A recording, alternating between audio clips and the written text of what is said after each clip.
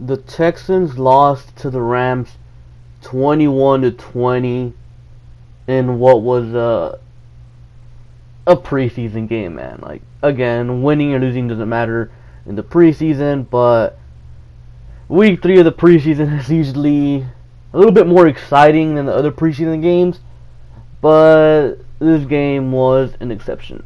Why? Well, because Sean McVay decided to bench every single starter on offense. So it got boring quick, and it doesn't help that Bill O'Brien benched his starters like after 3 drives each. So yeah, this one got boring quick. Anyways, though, I did jot down some notes. Probably not as many as the previous 2 weeks, because I feel like at this point we kind of already know what we have on the team. But, without further ado, let's get to these notes. Okay, the first thing to note, Kendall Lamb was starting at right tackle. Seantrell Henderson didn't make the trip. I'm not sure if he's injured or, they just had him out, or he had like a family issue or something. I don't know. I didn't see it on Twitter or anything, the reason for it. So, yeah, Kendall Lamb was starting right tackle, and I mean, he didn't really do much. I don't think Seantrell Henderson would have really made that big of a difference, but yeah, I think that was worth noting. Another thing worth noting, Braxton Miller was starting over Sammy Coates. Will Fuller was out for today with an injury, and injury in quotation marks, because let's be honest, dude, Will Fuller's not hurt. They just had him out. So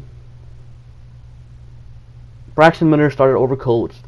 So that can kind of give you an idea about how the team really feels about Braxton Miller, how O'Brien and the coaching staff really feels about Braxton Miller. Okay, now let's get into what actually happened in the game. Let's start off with the offense. Starting offense. It was bad. Really, really, really, really, really, really, really bad. It was terrible. It was atrocious. They couldn't get no run game going. Offensive line continued problems from last week. They just can't open up holes in the run game. It's kind of starting to be a concern, but not quite yet, because again, it's preseason.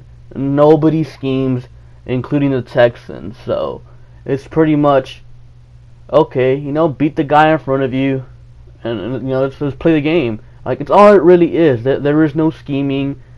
It's simple, vanilla offense and defense. So I'm not really too worried about that. Deshaun Watson didn't look all that spectacular, but I mean, to be fair, again, it's preseason, no scheming, they're not calling any special plays, and the offensive line didn't look too good, the receivers didn't look too good, and they were going up against the Rams defense, who is extremely talented in the secondary. So again, but I mean, there is no excuse.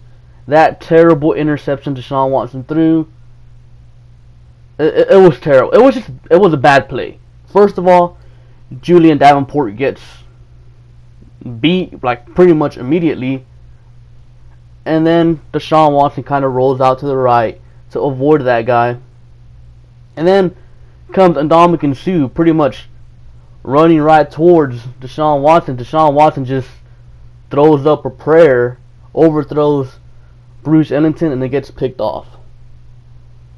And then he gets hit by Ndamukong Suh afterwards. Watson got back up, so he's good. But it was just a bad play all around. But if you really start thinking about it, if this was a regular season, Watson would have took off, kept running to the right, and took off for an easy first down. Because, I mean, it was wide open, the field. So it definitely feels like O'Brien and the coaching staff told Deshaun Watson, okay, it's preseason, don't run. Just chill. Throw the ball away, do whatever. Just don't run. No need to risk anything in preseason. That's what it looked like to me. Okay, now defense. I think they had 3 drives. They made the Rams go 3 and out the first 2 drives, and then Kareem Jackson had a pick in the 3rd drive. I mean, there's nothing special about that, honestly. Why? Well, I mean, again, Sean McVay literally played every single backup on offense. Not a single starter played. So, I guess you can kind of say the defense did well, the starting defense, because, I mean, they did shut them out. They did suffocate their offense. They didn't do anything. So, I guess maybe it's good. But other than that, man, I mean, most of the stuff we already knew. We did have Martinez Rankin playing at left tackle with the second stringers, and yikes, he was not good. I mean, he straight up looked like a rookie that does not deserve to start. I think we're way better off with Julian Davenport. We're way better off with Shantrell Henderson. Even though I'm not a big fan of Shantrell Henderson, there are way better options than Martinez Rankin at this point. Rankins looked lost. And to be fair, Martinez Rankin just came off the PUP list, like what, 4 days ago or something like that. So yeah, I mean, on one particular play he got beat, Brandon Whedon got hit, and Brandon Whedon threw an interception because of it. So yeah, and to start off the second half, the Rams went on a 12-minute drive. And honestly, it was all due to bad tackling and bad secondary play. Mostly bad tackling, though. The Texans, that drive, just couldn't tackle for some reason. Like, especially on the touchdown play where their running back ran for, I'd say, maybe like 15 yards, I think. I forgot who missed the tackle, but 3 DBs missed the tackle, and that would have saved the touchdown. It was on 3rd down too, so it was just bad, like terrible. And then Joe Webb. I'm sorry, Matt, but Joe Webb is just not a good quarterback. He is not.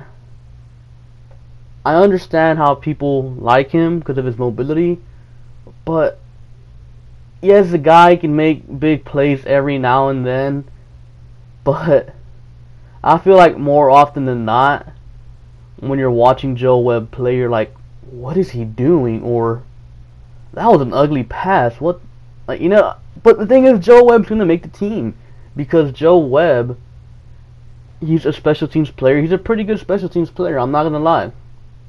And he could serve as that emergency quarterback, you know, just in case, God forbid, Watson goes down. We have Whedon and Webb, fortunately. But that was just mostly some of the bad stuff. Let's get to the good stuff. And again, I didn't really jot down that many things because this game was snooze fest. Anyways, the first thing, the Kareem Jackson interception. I mean, yes, it was against a backup quarterback, but anytime you can get an interception like that, it's good, you know? Like, it wasn't a interception to where the ball was tipped, like a fluky interception, I guess you could say. And then the play right after that, Blue gets an easy touchdown. So, that's pretty... Well, that was the backups, actually. Blue got a touchdown with the backups, because at that point, Deshaun Watson was already sitting down. And then he had Tremaine Pope with a nice return, where Joe Webb had a nice little block there at the edge. He had a 37-yard game by Alfred Blue running. I think this game was the best Alfred Blue has looked all preseason. Blue has looked pretty bad preseason-wise, but this game was by far his best game. And then to close out the first half, Brandon Whedon had a nice 2-minute drill. I think it was really nice. And Sammy Coates and Braxton Miller, the people that everyone considers being the guys on the bubble, I guess you could say, the guys competing for that final receiver spot, both of them made plays on the touchdown drive. And Braxton Miller was the one that ended up catching the touchdown. But if you watched closely, Sammy Coach was looking at Braxton Miller like, what the, like, Braxton Miller, I think it was Braxton Miller. I'm pretty sure it was Braxton Miller. He ran the wrong route, but they still ended up getting the touchdown. So I guess that's good. So personally, I believe Sammy Coach and Braxton Miller will both make the team.